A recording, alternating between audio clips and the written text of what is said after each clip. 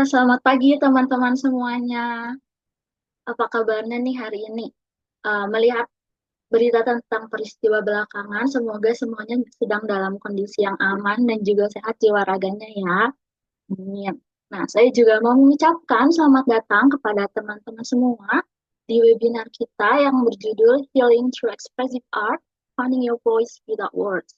Nama saya Patricia Kirafinanita dan saya di sini yang akan memandu acara kita. Gimana nih perasaan Jihan sebagai moderator? Wah, Ibu senang sekali ya. Terima kasih Kak Patra. Selamat pagi juga teman-teman peserta. Saya Jihan, senang sekali bisa menemani teman-teman pada webinar kali ini sebagai moderator. Sebelum memasuki sesi pemaparan materi, saya ingin sedikit mengajak teman-teman peserta semua untuk sejenak berpikir. Kadang seni itu bukan hanya sebatas keindahan visual atau suara ya, seperti yang disampaikan sama Kak Patra tadi. Hal yang akan dibahas oleh kita hari ini adalah Healing Through Expressive Art, Finding Your Voice Without Words. Bagaimana salah satu pendekatan psikologis membantu seorang untuk mengekspresikan emosi dan pengalamannya melalui seni. Yang ini Oke, teman-teman kita cari tahu dulu ya tentang apa itu ekspresif art therapy atau sering sebutnya kadang-kadang ada istilah bukan ekspresif art tapi kreatif art therapy. Ya, sebetulnya itu dua hal yang masih hampir sama gitu ya, term tentang ekspresif dan kreatif art therapy. Ya. Itu adalah penggunaan art gitu ya, seni ya, musik ya ataupun dengan dance gitu ya, tarian, gerakan gitu ya, drama atau puisi ya atau misalnya mau menulis sesuatu yang creative writing gitu ya, bisa juga dalam bentuk permainan gitu ya, bahkan sentre itu nanti di akhir kita akan bahas juga gitu ya, ada satu kayak tray gitu ya, satu tempat tertentu yang isinya pasir dan dia ada beberapa figur-figur tertentu gitu ya yang diminta anak untuk mengisi ya. Nah itu semua bisa digunakan dalam konteks psikoterapi ya, konseling, rehabilitasi ataupun sesuatu yang berkaitan dengan healthcare gitu ya. Jadi kalau kita bilang expressive art tuh digunainnya untuk apa, di mana gitu ya, bisa banyak banget gitu ya. Kalau kalian search di video tuh banyak banget gitu. Ada yang misalnya musik terapis gitu ya, mereka bisa datang ke rumah sakit gitu ya, bawa alat musik gitu ya, terus mengajak pasiennya tuh untuk ya bernyanyi bersama gitu, bermain musik bersama gitu ya. Walaupun tadi kalau dibilang sesuai judul kita without words gitu ya, kadang-kadang ada pasien-pasien yang kesulitan bicara gitu ya. Nah, terus gimana caranya diajak bernyanyi, Kak, gitu ya, kalau misalnya mau bilang gitu. Nggak apa-apa, kita mainkan musik aja, gitu ya. Mainkan musik, nanti biasanya ada tuh respon-responnya, orang mulai menganggukkan kepala, gitu ya, orang mulai menghentak-hentakan kaki, gitu ya. Nah, itu juga bentuk salah satu mereka berkomunikasi dan merespon terhadap, ya tadi, seni itu sendiri. Ya, jadi banyak, gitu ya. Kalau ngomongin lukisan, tadi ya, without words-nya tuh kayak gimana ya? Orang bisa melukis, kalau tadi kajian bilang, saya asal banget, jangan salah, di balik asal lukisannya itu, jangan-jangan ada makna psikologis yang lebih dalam gitu, yang kalau misalnya kita probing lagi, kita tanya gitu ya, bahkan eh dulu ya, waktu isu art, saya bilang, oke kalian buat coret-coretan deh, gitu ya. Orang bilang, Bu, ini coret-coretan mau diapain gitu ya, scribbles gitu ya. Untuk apa? Ya, ya udah coret-coretan aja, sok ikutin instruksinya gitu ya. Waktu ditunjuk memang betul-betul ya amburadul banget gitu ya, cuman nggak coretan-coretan, namanya juga scribbles gitu ya, nggak berarah coret-coret kayak anak SD gitu ya, yang coret-coret. Tapi begitu kita probing gitu ya, kita cari lagi di situ ada apa yang bisa kamu insight dari hasil seni coretan-coretan itu, ternyata bisa banyak banget gitu yang insight-insight yang orang bisa temukan ya. Oke, ini adalah definisi dari NCCATA ya, jadi National Coalition of Creative Arts Therapists Association. Jadi kalau kita ngomongin asosiasi, untuk setiap seni itu ya, misalnya untuk art ada misalnya setiap negara tuh ada asosiasinya. Ada American Art Therapy Association gitu ya, ada Canadian gitu ya, bisa banyak banget gitu. Untuk masing-masing asosiasi itu setiap negara biasanya ada. Ya, oke, next aja.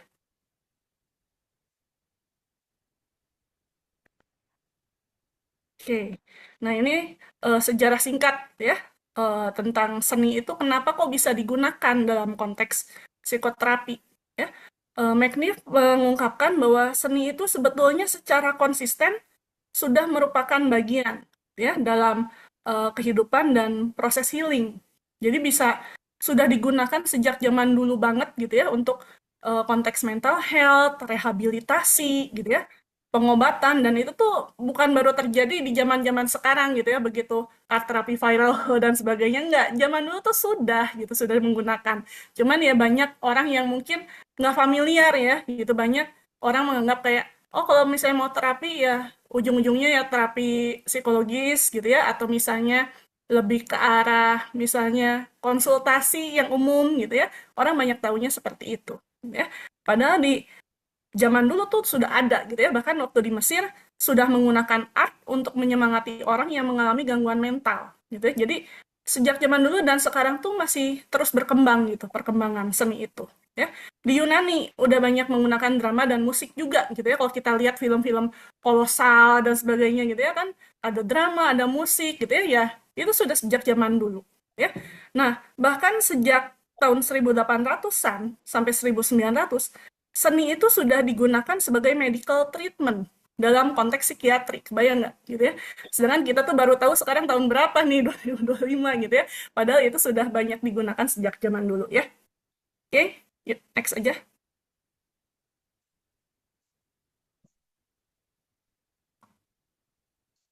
Nah, ini pertanyaannya gitu ya. Eh, Kenapa sih perlu ekspresif terapi? Ya, kenapa kok nggak terapi-terapi konvensional aja gitu, seperti yang lainnya gitu ya? Nah, di sini karena ada pasien dengan metode talking cure, gitu ya. Talking cure itu yang saya bilang kayak orang konsultasi gitu ya, yang lebih banyak psikolog-psikolog pada umumnya lakukan. Gitu ya. Kita tanya masalahnya apa, gitu ya, sejak kapan terjadinya, itu adalah talking cure, gitu ya. Itu dianggap kurang efektif, ya, dan dianggap ekspresi diri melalui metode nonverbal seperti melukis, musik, menari, itu bisa membantu orang-orang yang mengalami gangguan mental. Gitu ya. Jadi kalau ditanya, kapan sih Bu Priska mau ngenain ekspresif terapis? Ya pada saat ini terjadi gitu ya. Kalau misalnya bisa dikonsul, ya udah konsul aja gitu ya. Karena kenapa kok kesannya kenapa nggak semua aja Bu dipakein art terapis gitu ya? Eh, Ya, beda konteksnya, pemanfaatannya beda, gitu ya. Tidak semua orang bisa menjadi art terapis, tidak semua orang juga familiar gitu untuk menggunakan seni, gitu ya, termasuk dengan kliennya, gitu ya. Jadi biasanya saya gunakan ini kalau dia tadi, kalau misalnya di konsul mentok nih, gitu ya.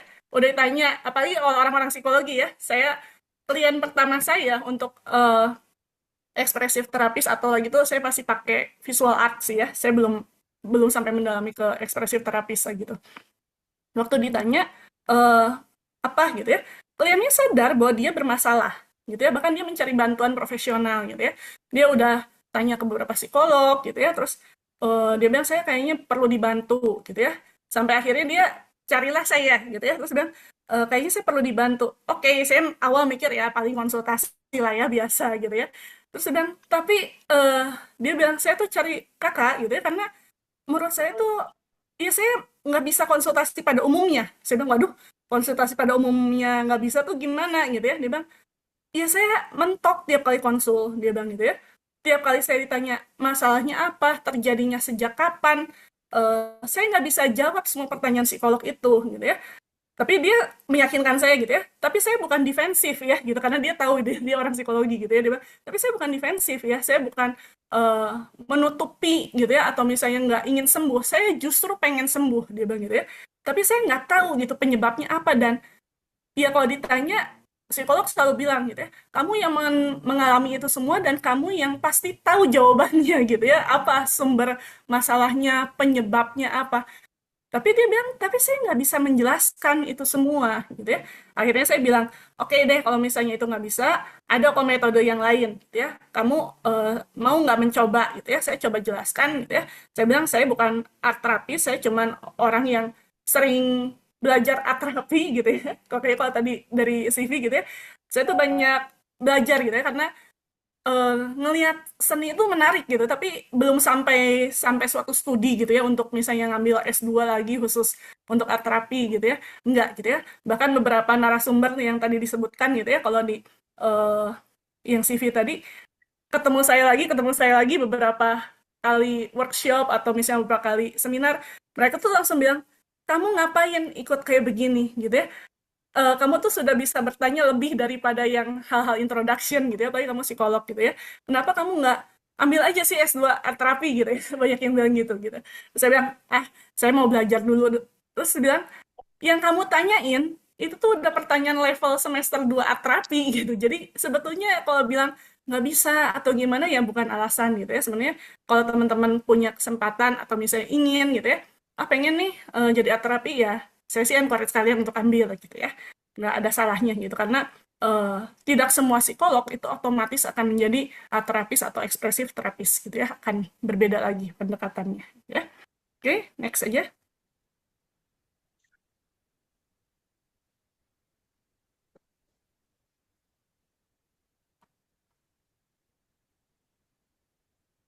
Nah, ini ya. Ini adalah beberapa karakteristik unik dari ekspresif terapi. Yang pertama adalah self-expression. Namanya juga ekspresif terapi. Ya. Jadi nggak mungkin kita nggak mengekspresikan diri gitu ya. Jadi kalau ngikutin ekspresif terapi gitu ya, mau nggak mau satu yang harus dibuang apa? Jaim. Gitu ya. Jangan jaim-jaim, jangan misalnya, hmm, aduh nggak bisa deh, saya nggak bisa gambar, aduh saya tuh nggak bisa nyanyi, aduh saya tuh nggak bisa ini gitu ya. Awal-awal saya mengikuti art terapi gitu ya, eh, kayaknya beberapa art terapis tuh melihat hal itu gitu ya dan bilang, eh, ya kita mau berekspresi gitu ya, kamu nggak usah merasa bilang kamu nggak bisa. Nanti saya kasih feedback tentang apa yang kamu tuliskan, apa yang kamu lukiskan, apa yang kamu ungkapkan gitu ya. Kamu harus lebih percaya diri gitu tentang apa yang diekspresikan dan itu baik-baik saja gitu. Itu nggak ada yang salah gitu ya. Yang kedua adalah active participation gitu ya, jelas. Nggak mungkin kita ikutan workshop gitu ya. Kalau kita cuma nonton gitu ya, itu yang lagi itu saya sempat share juga ke panitia ya. Makanya saya bilang, ayo deh kalau yang bisa main musik, bawa alat musiknya. Kalau ada yang misalnya mau sharing lain, nanti mungkin kalau masih ada waktu kita boleh lah gitu ya, coba beberapa activity yang lain gitu ya. Eh, yang ketiga adalah imagination gitu ya. Perlu membayangkan, perlu ada suatu masa gitu ya untuk diam dulu membayangkan apa ya, saya mau melukis apa yang menggambarkan lukisan yang menggambarkan suasana hati saya gitu ya. Apa kalau misalnya menulis tuh saya bayangkan apa yang sedang saya bayangkan saat ini gitu ya. Kondisi emosi saya seperti apa. Saya mau luangkan itu dalam bentuk apa misalnya dalam bentuk tarian, dalam bentuk musik, dalam bentuk apapun bisa ya. Dan yang terakhir ada mind body connection ya. Ini jangan aneh, apalagi kalau misalnya teman-teman nanti misalnya bersungguh-sungguh ya melakukan trialnya dan sebagainya gitu ya. Eh, Waktu dulu MP mengadakan art terapi gitu ya, visual art terapi pada waktu pandemi gitu ya.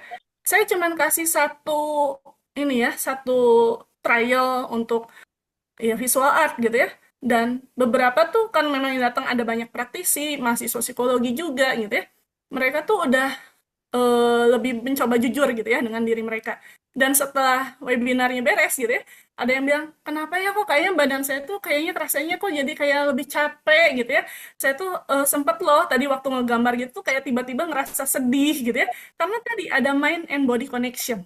Gitu ya. Jadi kalau misalnya nanti kalian sudah mencoba misalnya, oh ada jadi lebih energize atau misalnya jadi lebih sedih gitu ya. Nggak apa itu adalah emosi yang umum yang akan bisa timbul gitu ya pada saat kita melakukan ekspresif terapi. Ya, nanti itu bisa dinetralisir kembali. Ya. Oke, next aja.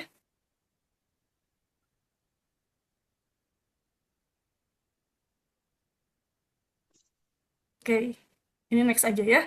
Tadi kan komponen pertama adalah tentang art terapi ya.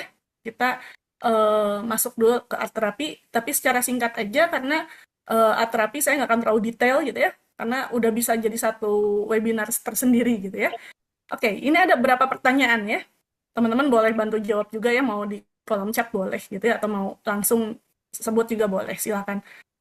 Yang pertama, apakah art therapy itu only for disturbed artist? Gitu. Jadi untuk yang bisa melukis tuh artis-artis yang misalnya pelukis yang misalnya bermasalah gitu ya. Kadang-kadang kalau kita lihat sejarah kan banyak tuh ya, oh dia tuh berbakat gitu ya melukisnya, tapi ternyata dia tuh bermasalah gitu, mengalami gangguan. Iya atau enggak? Boleh respon di kolom chat.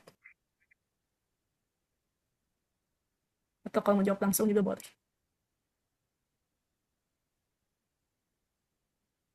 Siapa yang bilang iya, siapa yang enggak? Ini ada beberapa pertanyaan, jadi secara cepat aja ya.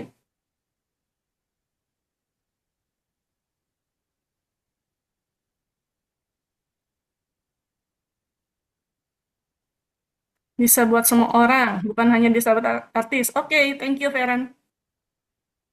Ada pendapat lain?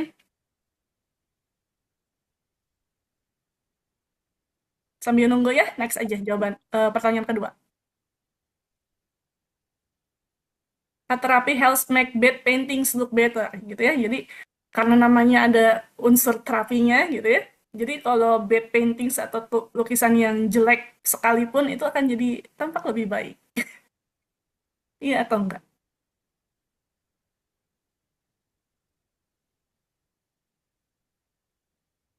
Oke, ini mulai beberapa jawab ya. Ayu bisa buat semua orang, karena pasti secara nggak sadar setiap orang memiliki masalah yang tidak mereka sadari. Oke, thank you Ayu responnya. Boleh sambil dijawab ya, pertanyaan kedua ya. Bad paintings look better. Sambil lanjut ya, ketiga ya.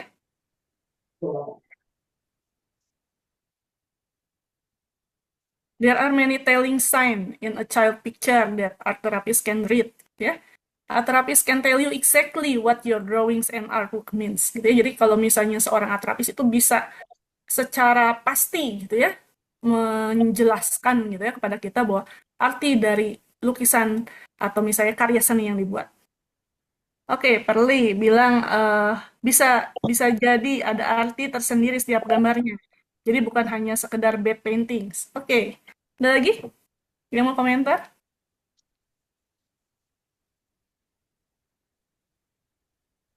Nggak ada? Masih malu-maluan nih kayaknya nih. Padahal jam 10 udah agak siang ya. Oke, yuk. Pertanyaan yang pertama ya. Tadi, apakah untuk di Starbird Artist? Enggak, gitu ya. Bisa untuk semua orang, bisa untuk anak-anak, gitu ya. Itu semua bisa, gitu ya. Bisa melakukan art terapi, ya. Oke, yuk. Yang kedua tadi, bad painting look better? Ya enggak juga, gitu ya. Karena balik lagi, esensi dari art terapi adalah bukan eh, menghasilkan sesuatu yang harus indah, gitu ya. Jadi, kalaupun misalnya dia jelek, lukisannya bahkan tidak beraturan, ya bukan berarti itu akan jadi look better, enggak, gitu ya. Kita objektif aja, kalau dibilang jelek ya jelek aja gitu ya, tapi ya kan kalian nggak boleh ya bilang, oh lukisan kamu jelek sekali gitu ya, nggak kayak gitu caranya. Balik lagi, semua prinsip psikologi kita harus menghargai apa yang hasil karya dari respondennya gitu ya, klien kita, itu yang kita harus apresiasi gitu ya. Bahkan kita harus encourage gitu ya, kalau tadi bilang, aduh nggak bisa nih, gambar aja juga ngasal banget, amburadul banget gitu. Kenapa? Let's try gitu ya. Itu yang art therapist tuh harus encourage di awal gitu ya, untuk orang tuh mau mencoba. Ya. Oke, yang ketiga. Nah ini ya, art therapist bisa menjelaskan ya. Nah tadi Perli itu jawabannya tipis-tipis tuh ke sana ya. Saya setuju kalau Perli bilang bahwa setiap gambar itu akan ada artinya, yes. Ya. Tapi yang mengartikan itu bukan seperti psikolog pada umumnya. Gitu ya, kalau kalian tahu tentang grafis gitu ya, ada tuh ya simptom-simptomnya. Oh, gambarnya ini, kalau misalnya kepalanya begini, tangannya begini, badannya segini, ada arsiran dan sebagainya, artinya seperti apa, gitu ya. Nah, kalau di art terapi beda, bukan seperti itu. Siapa yang bisa menjelaskan adalah kliennya sendiri. Jadi nggak berarti nih ya, misalnya kalau kita bilang, oh misalnya dia menggambar banyak menggunakan warna hitam, kita langsung ngejudge orang itu. Wah ini hitam nih pasti depresif, gitu ya. Nggak kayak gitu. Kita nggak boleh bilang seperti itu, walaupun kita punya apa ya pengetahuan grafis, punya pandangan gitu ya tentang psikologi warna gitu ya, warna monokrom tuh cenderung depresif gitu ya. Tapi nggak, kita harus boleh tanya gitu ya. Tadi kamu, kalau saya lihat di gambar ini tuh banyak ya warna hitamnya gitu ya. Boleh jelaskan nggak gitu ya? Apa alasannya kamu banyak menggunakan warna hitam di sini gitu ya? Kalau misalnya jawabannya dia bilang, karena saya tuh suka warna hitam. Kebayang nggak? Kan beda ya artinya gitu ya. Emosi yang mau dia ungkapkan dengan judgement dari kita sebagai psikolog gitu. Itu akan beda gitu ya. Dan berkali-kali gitu ya, kalau kita ngomongin probing dan segala macamnya gitu ya, baik di psikologi ataupun di terapi lain, kita harus hindari kata bertanya tentang kenapa. Bayang nggak? Itu yang kadang-kadang susah banget gitu ya, kita mau nanya itu, karena kita mau nanya, ya kenapa harus hitam gitu ya, tapi eh, kata-katanya tuh harus kita probing lebih gitu ya, karena jangan cuma bilang kenapa gitu ya, bisa diganti dengan kata apa yang menyebabkan, apa yang membuat kamu seperti itu gitu ya. Karena apa, kalau kita tanya kenapa, kebayang nggak? Kita udah di awal bilang, boleh menggambar apapun. Terus kalian, emang saya salah ya kalau pakai warna hitam? Ya? Emang saya nggak boleh ya kalau pakai warna ini? Ya? Belum kalau misalnya anak-anak gitu yang gambar ya, banyak yang langsung gambar, terus misalnya orang tuanya intervensi itu pada saat itu langsung bilang, ih adek jangan pakai warna itu dong, masa gambarnya kayak gitu ya. Itu kan jadi anak yang awalnya pengen mewarnai dengan warna tertentu, ada intervensi dari orang tua gitu ya. Terus bilang, emang nggak boleh mah pakai warna ini, aku sukanya warna ini. Enggak dong gitu ya, warna misalnya binatang tertentu kan coklat gitu ya, masa kamu pakainya biru sih gitu ya. Nah itu tuh nggak boleh seperti itu gitu ya. Jadi kita betul-betul menghargai hasil karya orang itu gitu ya, kita hadir di sana gitu ya, kita encourage apapun karya seninya ya. Oke, next aja.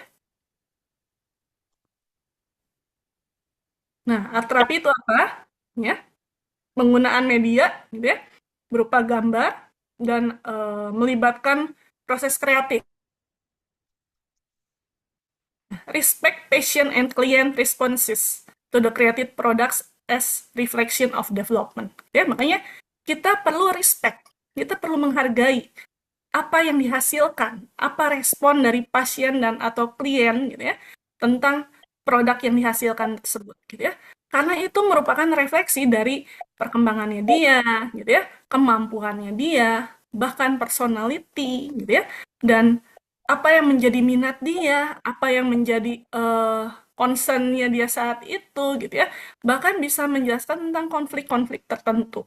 Ya, ini menurut AATA ya, American Art Therapy Association. Oke, next saja.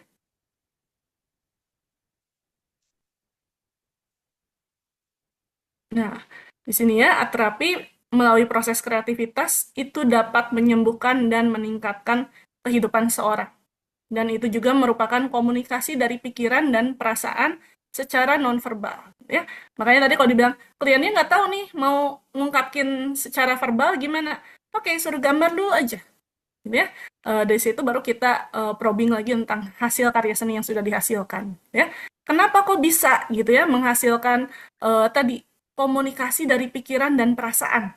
Karena itu merupakan bahasa yang disampaikan, ya, melalui warna, melalui bentuk, melalui garis, melalui gambar, gitu ya.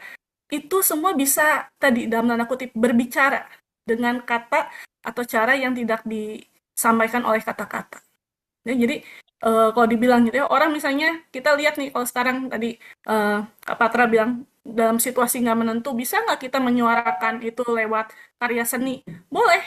Kalau kalian perhatikannya dulu ada yang banyak bikin patung ya, gitu ya, dekat-dekat itulah gitu ya untuk mendemo dan segala macam dengan cara seperti itu. Dan orang mulai terusik, padahal itu cuma patung gitu ya, itu bukan demonstran gitu ya.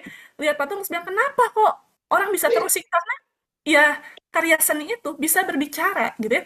Ini tuh menunjukkan apa, keprihatinan kah gitu ya tentang kondisi Indonesia, atau misalnya perasaan tidak suka gitu ya, atau perasaan ingin memberontak gitu ya. Tapi itu dituangkan dalam bentuk karya seni. Ya. Oke, next aja. I think art is very innate. It's something we do from the time that we're young until somebody comes along and says, you didn't do that right, or you colored outside the lines, and people stop. As adults with cancer who come here and they find that, yes, they actually can express themselves by making art. I think they find themselves surprised. I think they find themselves excited. I think they find themselves relaxed. At Open Art Studio, I've had to try to open up and spread my wings and try to create art, although sometimes I still joke around that my art ends up looking like kindergarten art. Once you've heard the words "you have cancer," There's something different about being able to talk about it with someone who've experienced the same thing. When you're sick, especially for as long as I've been, you can't really be honest sometimes. People ask, well, how are you? Like, do you really want to know that? But when you're in a supportive group of people who are going through the same thing, you can just be honest and you can be yourself. The program was started in 1988 when I met an oncologist by the name of Dr. Ernie Rosenbaum, who was looking for an artist to go to the HIV unit to work with the patients. The hospital beds were all filled. The first question I generally asked them was, "Are you afraid?" And they would start to cry, because in those days what most people would say is you have to have hope, or you're going to be fine, or you have to think positive. And to be quite honest, in 1988 there was no cure for AIDS. And so these men really needed to talk about what they were feeling and how afraid they were of dying. Many of the artworks from that time are very primitive looking. They're very raw and painful, and I loved that they felt safe enough to express themselves in this way. I would show it to everybody who would look at it. This was another part of the identity of this patient, that they weren't just a last name and they weren't just a disease of HIV, but that they had a whole life. 99% of the patients that we see today have cancer. We see patients, many who talk about the only time they get out of bed each week is to come to the Open Art Studio, because there they find a community of people who are coping with the same thing they're coping with, who truly understand what it looks like and feels like to be living with a life-threatening illness. The art that I do, it encourages me to keep fighting and to be grateful and to find the good things. We always joke that people who come to Art for Recovery never leave. So I've been coming during treatment, but since then I haven't had any treatment, but I still come. I don't think that they'd ever be able to get rid of me. Art truly has given me a voice. It's connected to your spirit and your soul.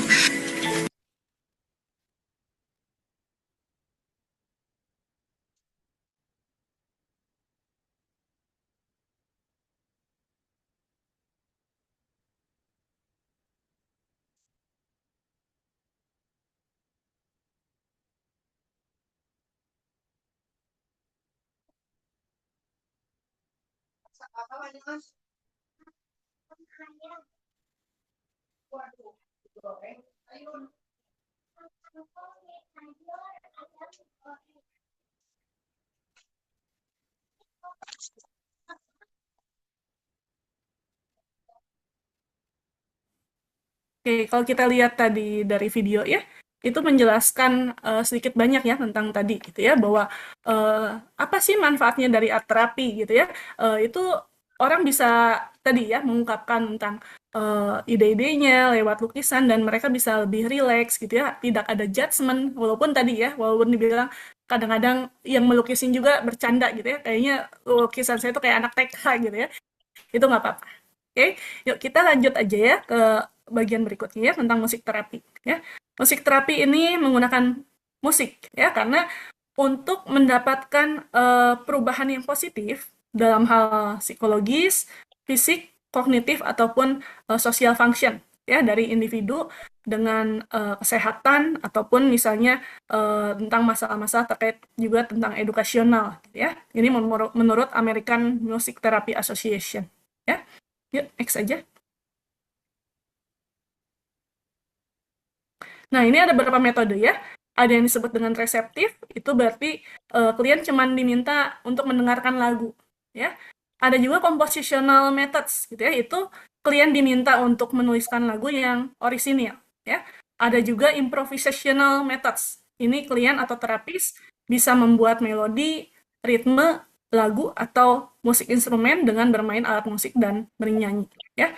Ada juga recreative methods, ya. Klien belajar bermain alat musik atau menyanyikan lagu yang sudah diciptakan oleh orang lain di depan penonton atau yang tidak ada yang menonton. Jadi nanti kita akan coba salah satu ya yang terkait dengan improvisational, gitu ya. Kita bisa pakai lirik-lirik yang dimodifikasi, tapi udah ada juga nada-nada dasarnya, ya.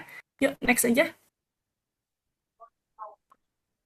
Nah, ini contohnya ya. Tadi pertanyaan saya udah terjawab belum? Kira-kira siapa yang bisa main musik? Tolonglah kami. Atau yang jago nyanyi, bolehlah. Soalnya tadi beberapa kita coba trial ya, ternyata suara alat musik kadang-kadang nggak terlalu jelas ya di Zoom. Tapi kalau misalnya ada yang punya gitar mungkin, atau yang bisa main gitar, boleh raise hand, bantu kami. Atau misalnya kalau nggak ada juga yang jago nyanyi deh, biar kita nggak false ya dan bubar gitu ya. Anda yang bisa membantu dan berpartisipasi. Adakah teman-teman yang suka karaoke-karaoke nih boleh? Yes, Bella. Wih, come on, Bel. Boleh open cam, Bella? Boleh open cam mungkin.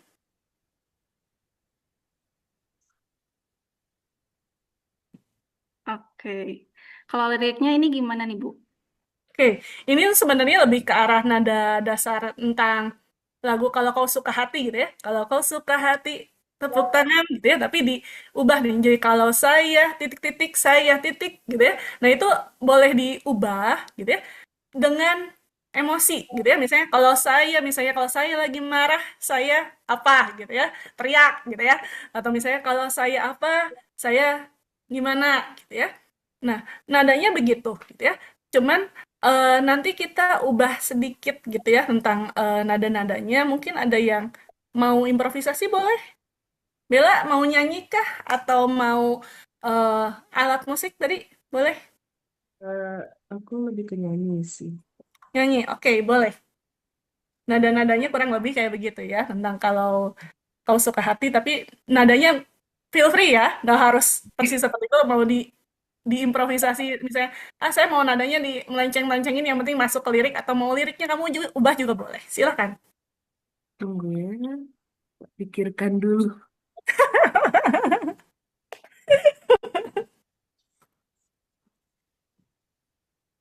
Hmm. Nanti Muhammad bisa saling sambil bantu ya, kalau Bella misalnya mau nulis liriknya dulu ya, kalau saya apa, gitu ya, terus saya apa, atau teman-teman lain juga bisa ya, saya nggak mau nyanyi, tapi saya mau bantuin liriknya, boleh. Yuk, emosi ya bisa apa aja sih? Marah, bete, kesel, sedih, gitu ya. Bisa apapun. Ayo, kalian harusnya masa-masa mahasiswa ini jauh lebih kreatif. Buktikan Gen Z itu kreatif.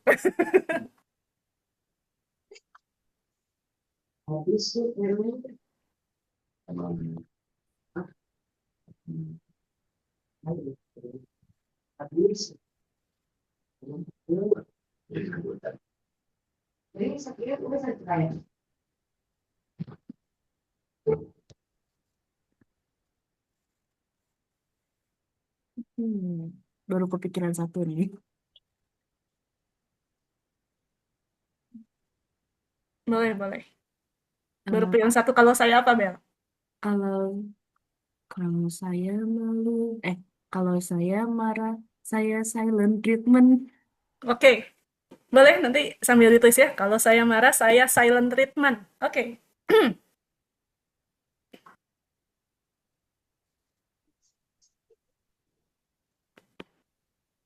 Teman-teman peserta yang lain, ada yang mau Boleh teman-teman menyanyikan yang lirik? lain juga. Biar mewakili emosi kalian masing-masing ya. Mm-mm.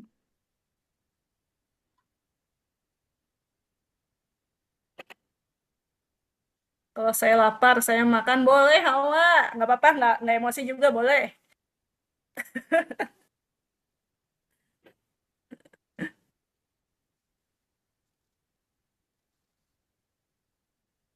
Orang marah bisa loh jadi pelarian pemakan juga ya.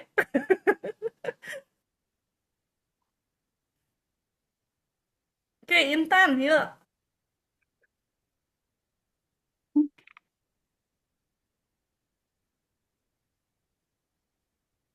Ya, boleh di-unmute, Intan? Kalau saya bahagia, saya tertawa. Hahaha. Oke, good. Boleh.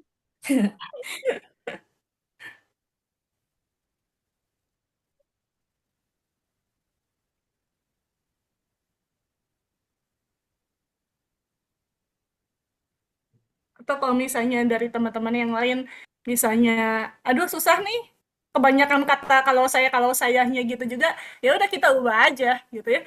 Cukup nih 2 baris, nggak apa-apa. Ada lagi mungkin yang mau, kalau mau boleh kita isi, kalau enggak ya kita modifikasi aja liriknya.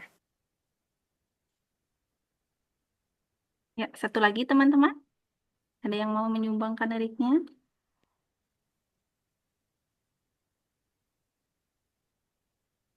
Mungkin saya boleh nggak sih, Bu? Boleh, boleh. Kalau saya capek, saya nangis. Oke.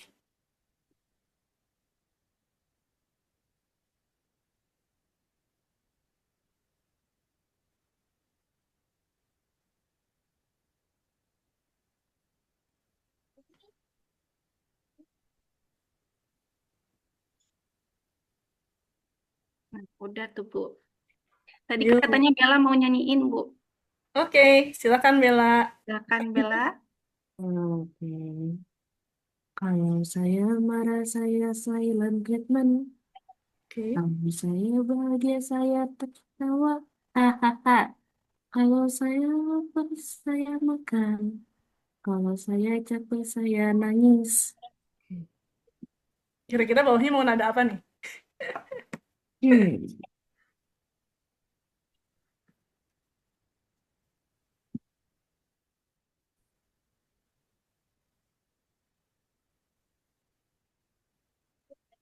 Oh, bawahnya juga ya. Iya. Kita punya emosi yang berbeda, tetapi ekspresinya yang berbeda. Kita punya ekspresi yang berbeda, dan itu semua tidak apa. Oke, thank you. Thank you Bella ya. Nah itu bisa banget ya kalian modifikasi gitu ya. Kalau tadi Bella pakai nadanya sama tuh ya. Kalau pakai musik harusnya tadi saya mengiringi sih ya. Tapi karena ya masalah teknis lah ya. Takutnya nggak kedengeran juga gitu ya. Daripada suara Bellanya nggak kedengeran ya udah kita lebih banyak ke sana. Bahkan nada-nadanya kita boleh ubah gitu ya. Kayak emosi misalnya mau pakai nada yang lain. Silahkan gitu ya. Nggak harus kayak begitu. Nadanya kayak beda dari lagu dasarnya juga ya nggak apa-apa. Silahkan aja. Oke, thank you ya Bella ya. Oke, yuk next aja.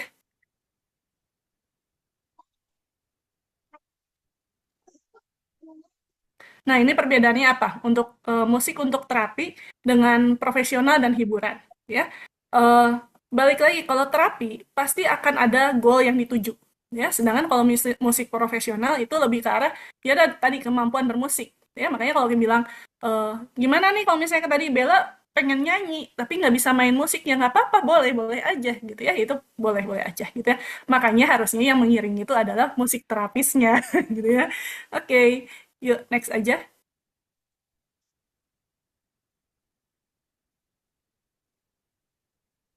Nah, ini manfaatnya apa gitu ya. Ini secara umum hampir sama gitu ya, mau dari art, mau dari musik gitu ya. Bisa meningkatkan kesehatan mental dan kesejahteraan individu gitu ya. Bisa meningkatkan komunikasi dan kemampuan sosial, bisa meningkatkan motorik gitu ya, karena kalau main musik dan sebagainya kan itu juga membantu gitu ya, dan koordinasi.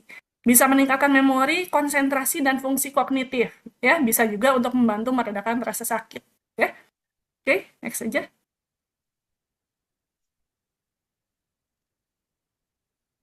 Oke, lanjut ke drama ya. Drama itu adalah suatu proses yang sistematik gitu ya, dan ada tujuan intensional gitu ya, ada suatu niatan tertentu gitu ya untuk menggunakan drama atau proses teater gitu ya, dan mengasosiasikan untuk menghasilkan suatu tadi therapeutic goals untuk apa? Untuk meredakan simptom-simptom yang muncul, emosional gitu ya.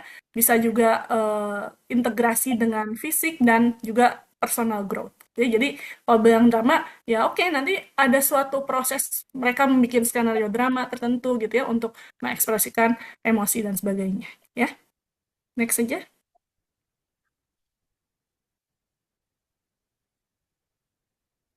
Nah ini manfaatnya ya. Kok bisa gitu ya lewat drama eh, klien tuh bisa menceritakan dan menyelesaikan masalah gitu ya. Ya balik lagi lewat ekspresi, walaupun itu adalah suatu skenario, satu drama gitu ya. Tapi orang bisa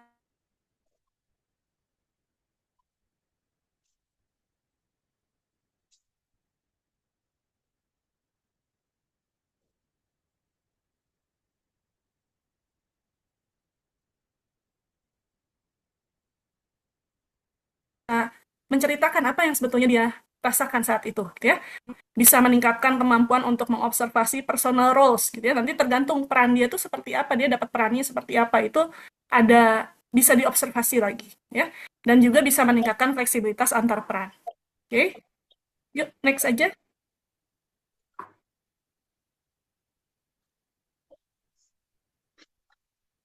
Oke, berikutnya adalah puisi ya.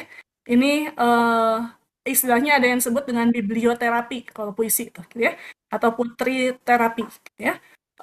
Itu adalah istilah yang digunakan untuk ya, tadi penggunaan puisi, gitu ya, dalam bentuk literatur, dalam konteksnya tadi healing dan juga personal growth.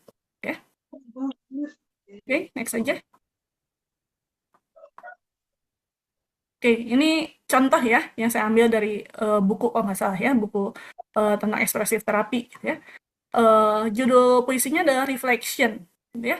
Nah, kalau kita perhatikan gitu ya, dari lirik-liriknya gitu ya, banyak gitu ya dia bicara soal darkness gitu ya, darkness in heart, in nature, in soul gitu ya.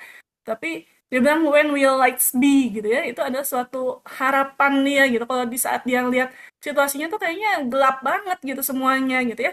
Tapi ya dibilang who knows or perhaps gitu ya, I will wait with a hope in a reflection gitu ya. Kalau kita lihat di sini gitu ya, ya situasinya mirip ya sama situasi bangsa kita ya, walaupun ini yang nulis orang bule gitu ya. Mungkin kita juga bisa gitu ya menyuarakan tentang, aduh kok kayaknya Indonesia seperti apa gitu ya. Itu boleh loh dituangkan dalam bentuk puisi gitu ya. Atau misalnya pasien-pasien nih, beberapa gitu ada yang cancer gitu ya, menuliskan tentang kemoterapi dan sebagainya, itu ada juga beberapa yang bahkan bisa juga bikin lagu, awalnya bikin puisi, tapi akhirnya dibikin dalam bentuk lagu. Nah itu juga bisa memungkinkan ya. Oke, next aja.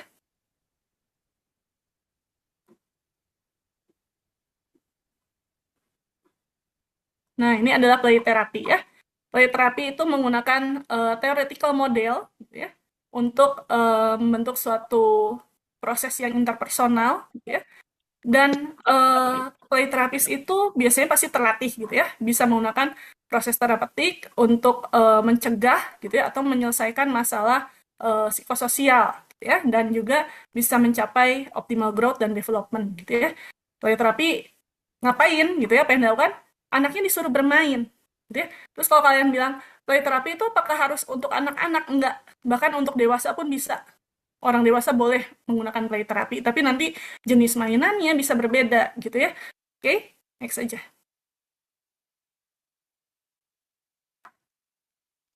Nah, ini ya beberapa kriterianya gitu ya. Bisa menggunakan gitu ya, nanti play terapisnya bisa sambil observasi saat anaknya itu sedang main dengan mainan tertentu gitu ya, misalnya rumah-rumahan, dengan binatang, atau misalnya dengan boneka, boleh ya. Dan itu juga nanti bisa ditentukan tentang apa sih penyebab dari perilaku tertentu gitu ya, atau misalnya ada concern tertentu yang bisa diobserv dari hal itu gitu ya. Di sini harus ada interaksi gitu ya dengan terapis, dan bisa digunakan untuk bisa tahu apa sih yang terjadi gitu ya selama sesi ya. Bisa digunakan untuk usia berapa? Bisa dari usia 3 sampai dengan 12 tahun gitu ya. Bahkan kalau di luar tuh ada yang untuk orang dewasa tuh bisa gitu, bukan cuma untuk anak dan remaja gitu ya. Bahkan lagi itu ada yang bilang, ayo mau nggak ikut terapi untuk yang adult gitu ya, tapi harus menggunakan ada PR yang harus dikerjakan gitu ya. Itu juga capek. Jadi jangan dikira kalau misalnya kita ikut play terapi itu sesi ini ya, sesi workshopnya itu kayaknya menyenangkan, kita bermain-main, enggak. Karena sebetulnya dengan kita bermain tuh kita juga ada emosi yang terkuras gitu ya di sana gitu ya. Jadi tetap kerasa kok ada emosi-emosi yang keluar juga di sana ya. Oke, next aja.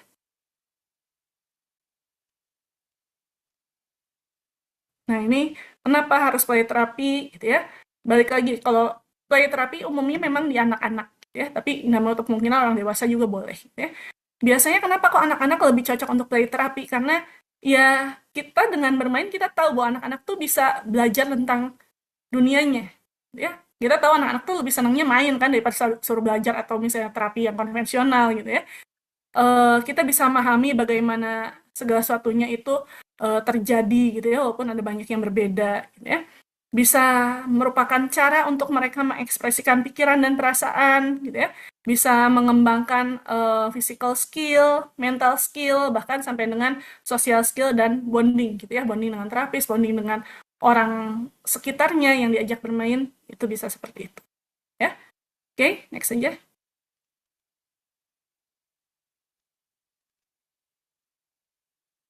Nah, ini kayaknya yang terakhir sebelum nanti kita ada satu kali trial lagi ya. Sentre. Sentre ini kayak yang di sini nih. Yang kotak pasir yang di depan ya. Ini adalah salah satu contoh kalau kalian tanya eh misalnya orang yang sentre terapis gitu atau misalnya art terapis yang menggunakan media sentre itu kayak gimana? Ruangannya akan sama atau beda gitu ya dengan psikolog umum gitu ya. Beda. Ini salah satu ruangan terapis. Kalau kalian lihat kok kayaknya messy gitu ya, kayaknya berantakan gitu ya, banyak mainan kayak kamar anak. Ya itulah memang tujuannya gitu. Jadi kayak kalau misalnya play terapis tadi ya, atau misalnya sentre terapis gitu ya, mereka tuh ruangnya tuh pasti banyak figuran-figuran kayak begini tuh ya. Jadi banyak koleksi tuh. Jadi biasanya kalau saya suka ngobrol-ngobrol sama play terapis, mereka bilang, aduh, gue belanja lagi nih ya, cina beli apa figuran-figuran kecil gitu ya. Saya bilang, kenapa sih harus beli kayak gitu? Kan ada banyak juga gitu, kenapa harus sampai beli di luar negeri dan sebagainya. Dia bilang, ini tuh beda gitu ya, kalau kita pakai figuran ini tuh ada suatu simbol yang berbeda yang bisa diungkapkan dari si figur ini gitu. Kalau orang milih figur itu biasanya ada sesuatu yang bisa menggugah emosi gitu ya. Jadi bisa macam-macam, nggak harus misalnya semua tokoh-tokoh apa ya kartun tertentu, bahkan di sini ya bisa ada pohon, bisa ada pagar gitu ya, bisa ada apa ikan hiu gitu ya, bisa macam-macam banget gitu ya, bisa di sana gitu. Tank baja gitu ya boleh gitu ya.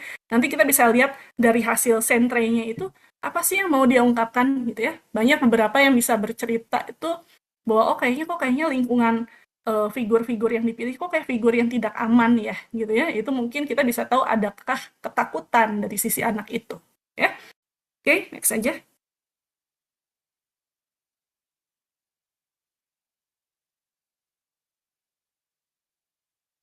Nah, ini masuk ke dance atau movement terapi ya. Ini kayaknya kalau nggak salah sebelum trial tadi saya kelewat satu.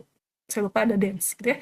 Dance itu uh, lebih ke arah ini ya, asumsinya. Bahwa tubuh kita dengan pikiran kita itu ada saling keterkaitan. Ya, kalau tadi kita balik lagi ke prinsip awal ekspresif, mind body are interrelated gitu ya. Itu semua saling terkait ya. Dan bisa digunakan untuk proses psikoterapi gitu ya, untuk melakukan gerakan-gerakan tertentu gitu ya. Bahkan kalau misalnya kita lihat gitu ya, kayak seperti apa sih yang bisa dilakukan gitu ya untuk dance terapis dan sebagainya. Ya mereka bisa macam-macam banget gitu ya, melakukan movement gitu ya, bisa juga melakukan apa ya gerakan-gerakan tarian gitu ya. Bahkan kalau misalnya ada yang profesional dancer gitu ya, profesional dancernya tuh mereka bisa bikin koreografi gitu ya untuk ayo kita ini basic koreografinya begini diajarkan dulu gitu ya, baru melakukan gerakan ya. Oke, next aja.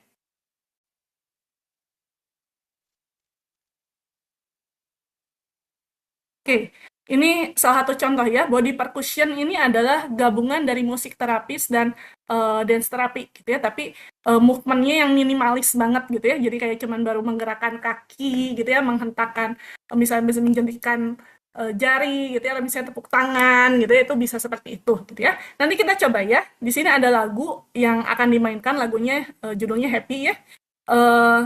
Nah, di sini peserta itu boleh menggerakkan badan sesuai arahan video gitu ya. Jadi kayak ada instrumennya gitu ya. Ada instrumennya dan ada partiturnya yang menjelaskan bahwa ini harus kayak gimana berapa kali gitu ya. Nanti kalau misalnya ada logo kaki lagi dihentakkan berarti kalian hentakan kaki gitu ya. Kalau misalnya ada lambang gini tangan berarti kita tepuk tangan gitu ya.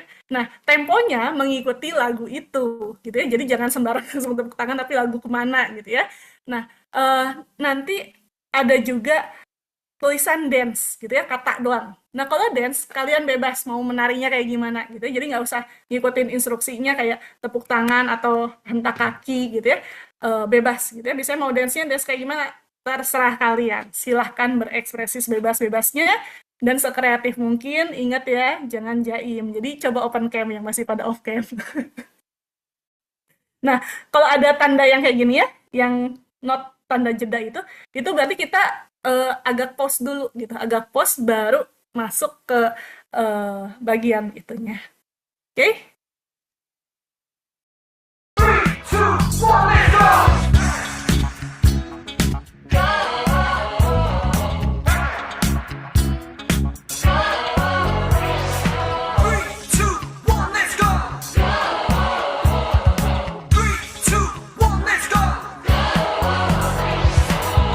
That's what I say. That's what I say. That's what I say. That's what I say. That's what I say.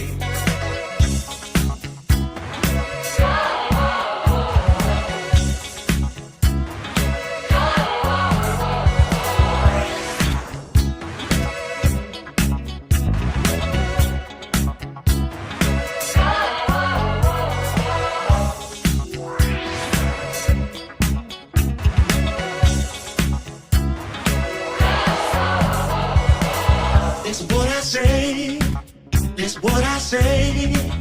That's what I say. That's what I say. That's what I say. I don't like people I love. None above. I don't like people I love. None above.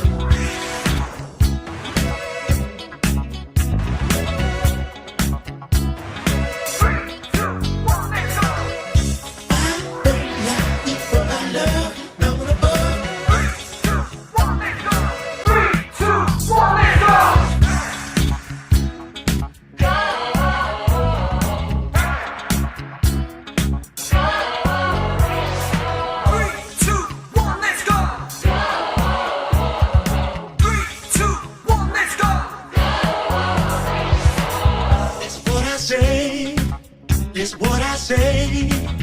That's what I say. That's what I say. That's what I say.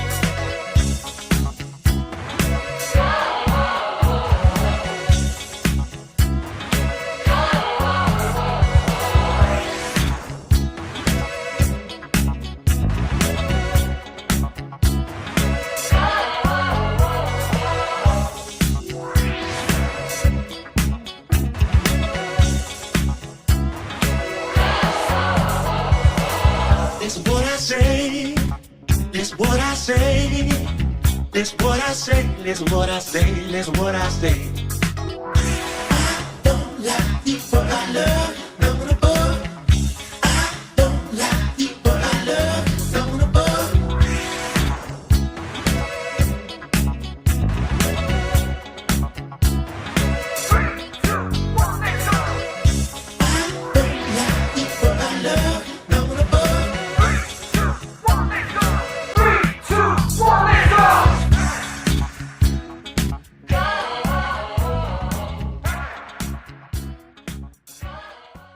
Oke, ini ada closing statement ya. Sebetulnya lebih ke arah when words are not enough, we turn to image and symbols to tell our stories. And in telling our stories through art, we find pathways to wellness, recovery, and transformation. Psychology and art, unique and fun. Thank you semuanya. Pertanyaan pertama katanya nih, sejauh mana art terapi bisa dilakuin sendiri atau perlu profesional? Balik lagi, kalau kita ngomongin art terapi gitu ya, kan balik lagi, itu bukan hanya sekedar kita melakukan seni gitu ya. Kalau kalian merasa dengan melakukan seni sendiri itu sudah membantu, ya oke, nggak masalah. Gitu ya. Tapi kalau kita bilang art terapi itu biasanya bukan hanya melibatkan sendiri gitu ya. Kita bukan hanya sendiri melakukan karya seni gitu ya. Bisa juga ada ini interaksi. Makanya tadi kalau dikatakan ada interaktif proses. Gitu ya. Jadi perlu ada interaksi antara klien, karya seni, dan terapisnya. Tujuan itu apa? Nah, si terapis inilah yang akan memprobing tentang hasil karya seninya. Tapi kalau ngerasa sudah dengan sendiri bisa, ya itu lebih ke arah ya terapi seni biasa aja ya, bukan dikatakan sebagai art terapi gitu, karena pasti ada interaktif proses antara klien, terapis, dan karya seni. Ya, semoga menjawab ya. Bagaimana cara kita menekuni bidang ini sampai kita mampu mengimplementasikan? Ada semacam sertifikasi atau semacamnya. Nah, ini juga sama di YouTube sebelumnya sudah dijelaskan gitu ya. untuk bisa jadi art terapis atau ekspresif terapis, itu ada 2 jalur gitu ya. Kalau mau ke artnya gitu ya, jadilah art terapis gitu ya. Itu sama dengan seperti psikolog gitu ya. Ada magisternya. Jadi kalian bisa ambil S2 bagian art. Memang kalau di Indonesia masih jarang. Setahu saya paling dekat itu Singapura sama London ya. Kalau sana gitu ya, beberapa kalau di Asia sih biasanya masih Singapura, Filipina itu kayaknya masih ada tuh.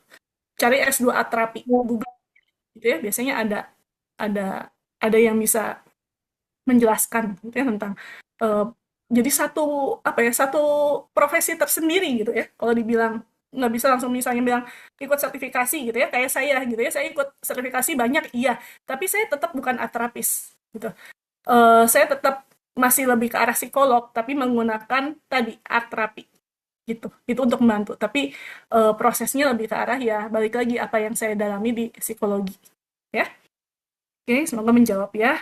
Tamara, apakah metode art terapi saat bertemu klien tergantung pada minat klien terhadap media seni atau harus disesuaikan dengan diagnosa klien? Nah, ini bagus nih pertanyaannya ya.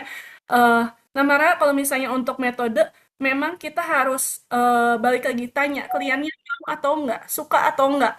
Ya, enggak semuanya kita bisa paksakan misalnya. Kalau kita menguasainya, misalnya tadi saya sama kajian lebih ke arah visual art gitu ya. Sebenarnya kamu gambar aja, tapi orangnya nggak mau gambar, kan nggak akan mencapai tujuannya. Gitu ya, misalnya, oh orangnya senangnya nari gitu ya. Ya, kita harus ajak dia untuk ekspresi dalam bentuk tarian gitu ya. Disesuaikan dengan diagnosa klien, iya. Gitu ya. Even kayak visual art gitu ya, kan nggak cuma melukis ya, bisa membuat patung, bisa apa. Nah, balik lagi, apa yang kita mau dia ekspresikan lewat sana. Tuh, kalau misalnya visual art ya, orangnya misalnya lagi apa ya, lagi energinya besar banget gitu ya. Terus misalnya dia punya kemarahan yang sangat besar gitu ya. Ya, kalau misalnya dia lebih energinya bisa tersalurkan bukan cuma sekedar menggambar gitu ya. Ya kasih play gitu ya, itu akan lebih membantu. Dia mau potong-potong kayaknya mau ditonjok-tonjok gitu ya, itu bisa bisa lebih menyalurkan gitu ya. Jadi disesuaikan juga dengan diagnosa dan minatnya. Ya, makanya nanti kalau bicara soal jenis apa yang digunakan, kalau kita membuat workshop art terapi yang onsite ya, itu saya selalu bilang wajib ada art buffet gitu ya. Jadi harus ada ibarat kayak kalau kita mau makan prasmanan gitu ya, kita mau makannya apa nih gitu ya. Di terapi pun sama gitu, kita bikin satu meja panjang gitu ya. Dulu waktu Maranatha bilang, ayo dong Bu Priska bikin art terapi gitu ya, saya bilang, kamu yakin mau bikin onsite art terapi onsite? Yakin gitu ya. Saya bilang, gedein art buffet yang saya mau, karena standar saya mau mengadakan art terapi harus begitu, nggak bisa cuman gambar-gambar coret-coret gitu ya. Oke gitu ya, Maranatha gitu, oke, saya bilang, oke, satu art buffet saya bawa juga peralatan saya pinjam sana. Jadi bisa macam-macam ya. Lagi nih. Musik terapi bisa dilakukan dengan mendengarkan lagu, bisa. Tadi ya kalau penjelasan tadi ada yang disebut dengan reseptif gitu ya. Jadi dengerin lagu boleh gitu ya. Itu juga bisa gitu ya. Jenis genre lagunya apa gitu ya, itu bisa bisa banget disesuaikan dengan kondisi emosinya. Bahkan kalau musik terapis ada yang datang mereka bawa gitar keliling ke rumah sakit. Terus misalnya awal-awal pertemuan cuma bilang, saya nggak mau sesi, saya cuman pengen dong kamu nyanyiin satu lagu dengan gitar, lagu apa, kamu tahu lagu ini, gitu ya. Boleh, gitu ya. Jadi si terapisnya cuman main gitar, gitu ya, sambil nyanyi, gitu ya. Terus si kliennya cuman mendengarkan saja, gitu ya. Dan ditanya feedbacknya apa setelah mendengarkan lagu itu. Dia bilang, oh saya jadi lebih happy, saya lebih relax, gitu ya. Bisa seperti itu. Ya. Semisal ingin coba untuk art terapi sendiri, apakah bisa? Boleh, coba aja, gitu ya. Nggak ada yang salah untuk mencoba, gitu ya. Coba, dan nanti biasanya ya, awal-awal mau mencoba tuh biasanya ragu, gitu ya. Eksplorasi dan sebagainya, nggak apa, tulis aja, gitu ya. Biasanya setelah dicoba, baru mulai merasa kayaknya, aduh kenapa ya saya tuh kayaknya seneng ini. Nggak apa, itu bisa jadi salah satu apa ya media untuk release emotion dan lebih mengurangi stres juga biasanya gitu ya. Boleh. Atau menggambar ketika saya merasa sedih, kecewa, atau marah. Apakah itu sebenarnya sudah termasuk art terapi atau tidak semudah itu? Itu merupakan ekspresi sebetulnya, balik lagi. Tapi apakah dikatakan itu terapi? Belum tentu. Ya kan ada ya banyak apa ya, lukisan atau apa gitu ya, misalnya mewarnai nih, painting by number gitu ya. Itu juga kan ya hanya sekedar mewarnai gitu ya. Kalau misalnya dengan mewarnai terus bisa rilis emotion, ya adalah suatu ekspresi emosi yang tersalurkan dan dia juga bisa lebih mengurangi stres di sana gitu ya. Tapi nggak esensi gitu ya. Terapinya tuh tidak sesederhana itu gitu ya. Bahkan misalnya saya kasih satu contoh ekstrim gitu ya. Kalau yang kalian lakukan ini bisa-bisa aja gitu ya. Kasus-kasus kemarin apa ya, misalnya pembunuhan gitu ya, misalnya ya, saksi mata nih misalnya kayak saksi matanya tuh adalah anak-anak gitu ya. Anak-anak kan kalau ditanya di pengadilan apa yang terjadi gitu ya, apalagi kalau peristiwanya melibatkan kekerasan gitu ya, dia kan nggak akan berani ngomong gitu ya. Apalagi kalau kemarin saya sempat ikut juga tuh ya seminar tentang legal psikologi gitu ya, itu ada banyak bilang bahwa keterbatasan dari saksi mata itu untuk bisa mengungkapkan tentang kejadian yang sebenarnya, padahal dia adalah saksi kunci, gitu ya. Nah, apa yang bisa dilakukan? Ya dengan art terapi. Gitu ya. Mungkin dia nggak nyadar awalnya gitu ya, yang saya bilang, scribbles gitu ya, coretan-coretan gitu ya, dia cuma gambar-gambar dan semacam. Begitu sama art terapinya di probing gitu ya, apa yang terjadi, boleh diwarnai, apa gambar yang menarik buat perhatian kamu dan sebagainya. Ternyata dia gambarnya apa? Gambar temannya itu ditembak. Kebayang nggak ngerinya kayak gimana? Dan itu ada tuh contoh-contohnya gitu ya eh, di banyak buku-buku art terapi itu yang menunjukkan gitu. Scribbles tapi begitu di highlight, ditebalkan gitu ya, itu bisa jadi satu gambar yang jelas. Dan waktu ditanya, ini apa yang terjadi? Dia jadi saksi kunci yang menjelaskan bahwa memang temannya itu dibunuh dan ditinggalkan oleh penembaknya. Bayang nggak? Itu cuma coretan yang nggak jelas. Gitu ya. Oke, saya merasa lebih lega dan senang kalau mendengarkan lagu heavy metal. Bisa bentuk katarsis? Bisa, boleh. Balik lagi. Ini salah satu yang tadi saya bilang. Kita nggak boleh ngejudge ya. Kita nggak bisa bilang kalau misalnya heavy metal tuh berarti orangnya urakan gitu ya, pemberontak. Nggak, kalau misalnya itu bisa rilis emosinya, it's okay gitu. Tapi kalau orang yang biasanya apa ya, karaokeannya mellow-mellow gitu ya, terus dikasih heavy metal, kayaknya makin bukan katarsis, balik lagi kesesuaiannya dengan tiap individu ya. Probing diri sendiri terkait hasil karya kita bisa nggak? Bisa-bisa aja, tapi biasanya nggak akan efektif. Belum lagi kalau misalnya tadi ya, defense, dia apa yang kamu rasakan, terus dia bengong sendiri, apa yang kamu rasakan gitu ya, apa gitu ya, nggak tahu, banyak mentok di situ. Makanya butuh skill untuk memprobing sebetulnya di situ. Apakah ada interpretasi tertentu dari setiap genre lagu? Ya, balik lagi, bukan interpretasi yang apa ya, genre lagu apa, artinya apa gitu ya. Enggak, gitu ya. Balik lagi tujuannya adalah ya tadi untuk release emotionnya. Ya. Kalau mau lakuin art terapi sendiri, ngelukis saat sedang mengalami stres atau ketika sudah agak tenang. Beda efeknya. Coba aja, trial error ya.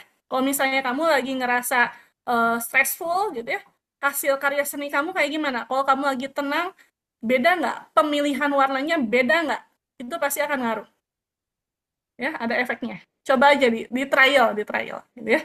Biasanya nanti jenis media yang dipilih juga beda. Kalau misalnya lagi emosinya terkendali, aman gitu ya, saya mau pakainya yang solid gitu ya, jadi kayak misalnya pensil warna, krayon, nggak apa-apa. Tapi kalau emosinya lagi nggak menentu, lagi pengen diungkapkan sebebas-bebasnya, biasanya kalian akan pilih yang cair, fluid gitu ya, itu akan lebih oke. Oke, ada lagi pertanyaannya? Aman? Ada lagi teman-teman mau disampaikan langsung boleh? Oh, juga boleh. Yuk, mumpung masih ada waktu. Sorry, tadi saya agak ngebut ya. Saya udah diingatkan ya, durasi. Takut pertanyaan nggak terjawab ya. Ada lagi nih Bu yang baru. Oke, apa out of topic? Eh,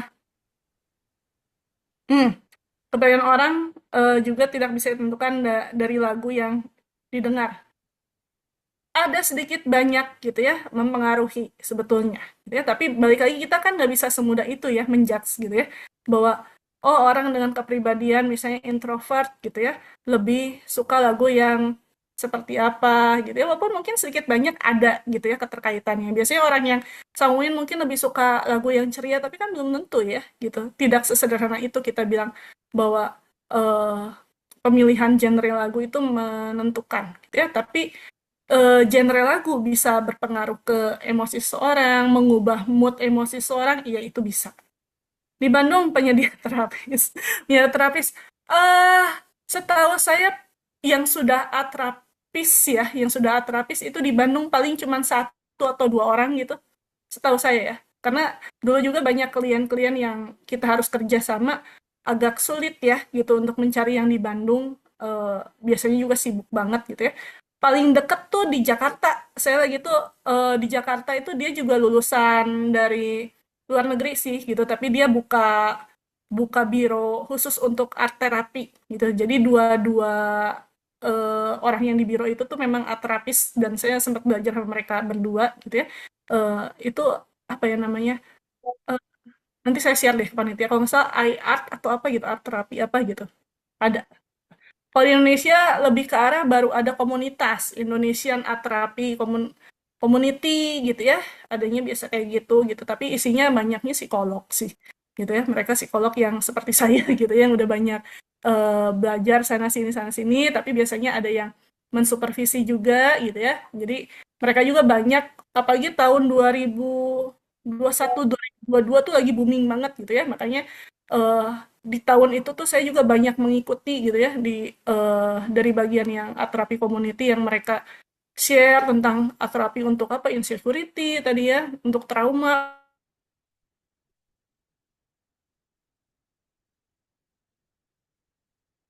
bisa sampai yang 2 kali itu lewat puisi. Kreatif right bisa dalam bentuk karya tulis lain, boleh bisa dalam bentuk narasi gitu ya, dalam bentuk cerita stories gitu ya. Kalau tadi yang di CV saya itu ada yang multisensori dan semacam, itu tuh bisa banget gitu kalian bikin cerita-cerita tertentu gitu ya, boleh di situ.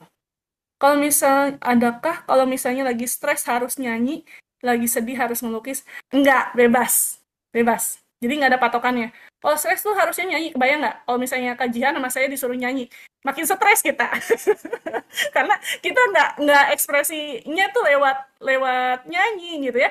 Kadang-kadang ya udah kayak tadi juga saya bilang ke panitia, saya belajar alat musik ya baru-baru ini kok gitu ya, baru-baru ini belajar keyboard dan semacam dengan nada dasar gitu ya, karena ya sedikit banyak itu perlu gitu untuk ngebantu gitu ya, tapi ya dalam konteks yang seperti itu aja ya. Oke, terima kasih untuk sharingnya, sama-sama, semoga banyak belajar ya. Bolehkah sedikit share apa ini neurobiologi ya, kenapa art bisa membantu healing? Soalnya di CV saya lihat tadi sepertinya oke. Gini, balik lagi, kalau misalnya art itu kan ada mind and body connection ya, makanya secara otak gitu ya, kalau kita merasa happy, kita merasa sedih gitu ya, itu sedikit banyak kan ada pengaruh ya hormonal dalam proses otak yang dihasilkan oleh otak, itu juga bisa berpengaruh di sana ya. Jadi bisa, bahkan ada yang kalau misalnya mau tahu tentang neurobiologinya, itu tuh ada yang sampai saya lupa, saya nggak masukin juga di CV-nya gitu ya. Ada salah satu yang pembicara dari luar juga, dia tuh ngomongin otak semua gitu ya, entah dopamin lah dengan apa gitu ya. Kenapa kok art tuh bisa membantu, bahkan ya tadi ketika orang ngerasa happy, ngerasa relax gitu, itu bisa mengurangi rasa sakit, bisa sampai ke arah sana. Ya, ketika melakukan art terapi dengan klien, apakah biasanya kita juga melakukan art bersama dengan kliennya? Nah, kalau misalnya balik lagi, kalau misalnya visual, biasanya kita lebih observe. Gitu ya, visual art, kita lebih lihat apa gambar yang dihasilkan, kita banyak bertanya tentang karya seni itu. Ya. Tapi kalau misalnya musik terapi tadi ya, musik terapi itu lebih ke arah, ya kita bareng. Nggak mungkin kita bengong gitu ya, terus bilang, kamu nyanyi dong, kamu main gitar gitu ya. Enggak gitu ya.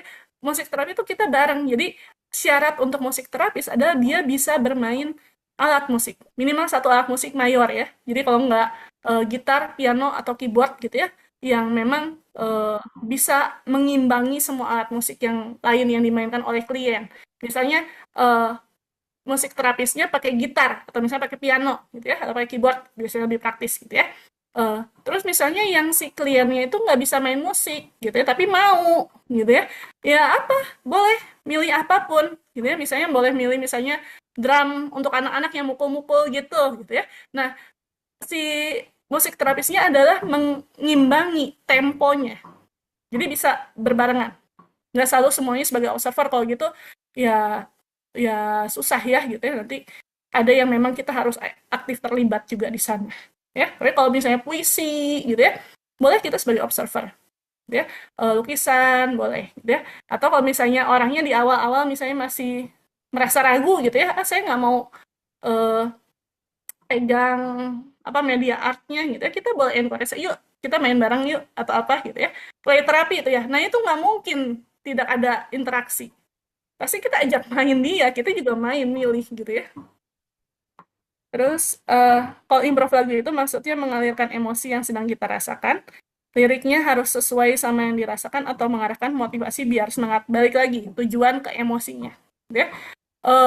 Nadanya bisa macam-macam, liriknya bisa diubah gitu ya, bahkan bisa kalau yang tadi ya komposisional tuh, baik nada dan lirik itu bisa diubah total gitu. Mau ngarang lagu seaneh apapun juga boleh gitu. Tapi lebih ke arah ya tadi meluapkan emosi. Nggak selalu semuanya harus memotivasi. Bisa dua-duanya sih. Bisa dua-duanya. Tujuannya apa? Oh, ini orang lagi sedih gitu ya. Biasanya kita pakai lagu sedih dulu gitu ya. Terus misalnya, ayo kita coba yuk lagu yang lebih semangat gitu ya. Bisa seperti itu. Bisa di adjust lagi sesuai dengan tujuan. Gitu. Ada lagi? Ada lagi teman-teman?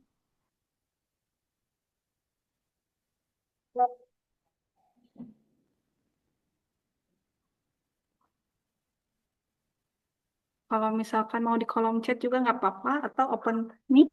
Boleh, boleh. Kita masih punya waktu berapa menit lagi? 10 menit lagi mungkin ya. Ada cukup kayaknya untuk satu pertanyaan lagi, Bu. Biasanya last minute nih baru.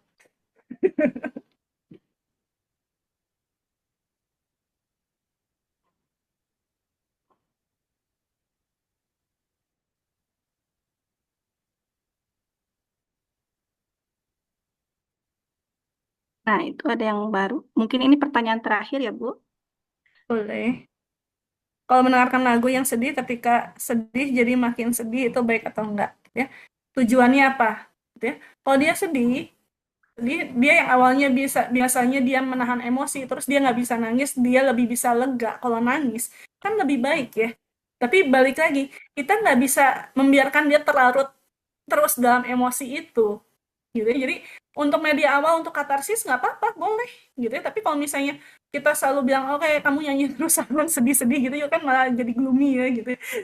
Jadi boleh di-adjust ya. Untuk awal katarsis nggak apa-apa, baik-baik aja, boleh kita bantu dia untuk rilis emosinya dulu gitu ya. Kan karena kadang ada orang yang susah menangis ya gitu ya. Ada orang yang susah menangis, terus misalnya ditanya ada masalah apa, diem gitu ya, nggak ini gitu ya. Padahal itu sedihnya udah sedih banget gitu, tapi dia banyak nahan gitu ya. Terus ternyata ketika dia menyanyikan lagu atau dia mendengarkan lagu yang sedih gitu ya, atau liriknya tertentu itu misalnya pas dengan kondisi dia, nah itu mulai ada proyeksinya tuh. Mulai dia ngerasa, aduh ya gue tuh ini lagu tuh gue banget. Kadang-kadang kita suka ngerasa gitu ya, suka denger lagu, ini lagu gue banget nih ya, ini yang gue rasain nih ya. Terus semakin menyanyi itu semakin menjiwai banget gitu ya. Bahkan kalau misalnya bilang karaokean bisa sampai yang nangis-nangis, bisa apa gitu ya. Tapi balik lagi, jangan berlarut-larut ya. Kalau untuk media awal gitu ya, untuk misalnya, oh ya dia dengan gitu, oh ternyata saya tuh bisa loh nangis tapi harus dengan musik yang sedih gitu ya. Ya udah. Oke. Mungkin untuk menghindari ruminasi juga mungkin ya Bu, kalau berlarut-larut. Betul. Terima kasih Ibu Priska atas materinya. Teman-teman, izinkan saya untuk merangkum sedikit dari penjelasan Bu Priska dari awal sampai akhir. Singkat saja. Jadi, art terapi mencakup berbagai ekspresi seni seperti menggambar, bermusik, menari, bermain, hingga terapi pasir tadi ya. Yang bisa digunakan dalam berbagai konteks seperti psikoterapi, konseling, rehabilitasi, dan layanan kesehatan. Bermanfaat untuk individu mengekspresikan diri melalui metode non-verbal. Nah, bukan hanya berfokus pada hasil karya, tapi juga diperhatikan bagaimana respon emosional klien yang bisa mencerminkan perkembangan diri, karakter, minat, dan perasaan mereka yang sulit diungkapkan. Nah, banyak sekali komponen seperti manfaat musik terapi, meningkatkan memori konsentrasi dan fungsi kognitif, drama terapi membantu klien untuk menceritakan dan menyelesaikan masalahnya, terapi puisi membantu sebagai media refleksi, eksplorasi diri dan pertumbuhan emosional, play terapi membantu untuk mengatasi masalah psikososial, mengekspresikan diri, serta mendukung perkembangan. Juga tadi ada dance atau movement terapi yang bermanfaat untuk menghubungkan pikiran, emosi, dan tubuh secara utuh. Nah, sekian dari saya. Ringkasan yang bisa saya ungkapkan kembali, semoga setelah sesi ini teman-teman bisa atau udah dapat gambaran art terapi itu kayak gimana dan pengaplikasiannya kayak gimana.